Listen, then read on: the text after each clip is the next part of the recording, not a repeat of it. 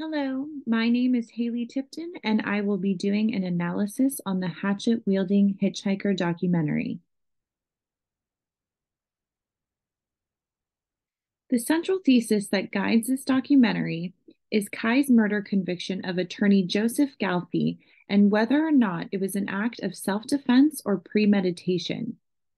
Kai went from being a viral sensation who acquired admiration and popularity universally after protecting a woman from a vicious attacker. However, this admiration soon transforms into shock and fear when Joseph turns up dead in his home, and the overwhelming evidence points to Kai and supports the conviction of premeditated murder rather than murder in self-defense. For the first type of evidence, I included the medical examiner's testimony provided in this documentary in conjunction with the law. The medical examiner assessed attorney Joseph Galfy's deceased body and concluded that he had been stomped to death. Meanwhile, detectives examined Kai's body after the incident, which showed no physical injuries whatsoever. According to the law of New Jersey, in order to claim self-defense, you must first retreat if possible. If that is not possible, the following rules must be adhered to. Number one, the force must be immediately necessary. Number two, the force against the defendant must be unlawful. Number three, the amount of force used must be necessary. If Kai was in a fight for his life that he could not escape from, injuries would most likely be visible on the defendant. The second type of evidence I included was Kai's social media posts and self-incriminating behavior provided in this documentary.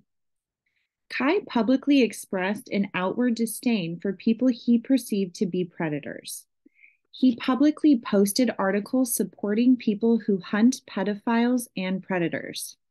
Additionally, he wrote a post on Facebook the night he left Joseph Galfy's claiming to have been drugged and raped, asking the public what he should do about this. A commenter suggested I would smash him over the head with a hatchet, to which Kai replied, I like your idea. The very next day, Kai returned to Joseph's home. Kai explained he only returned to Joseph's home because he needed a place to stay for the night. If you had just been physically and sexually attacked by someone, would you return to their home willingly the next day for a place to sleep? Kai returning to Joseph's house that night is strong supporting evidence for the claim of premeditated murder.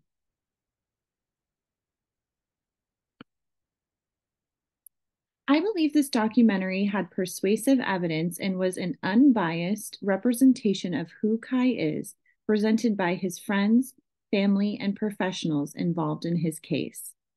It allowed you to see all sides of Kai in order to make an educated decision on where you stand in his conviction. However, I would have liked to see video footage of the trial to see more of the defense's side of this incident. Here are the references I used in my presentation. Thank you so much for watching.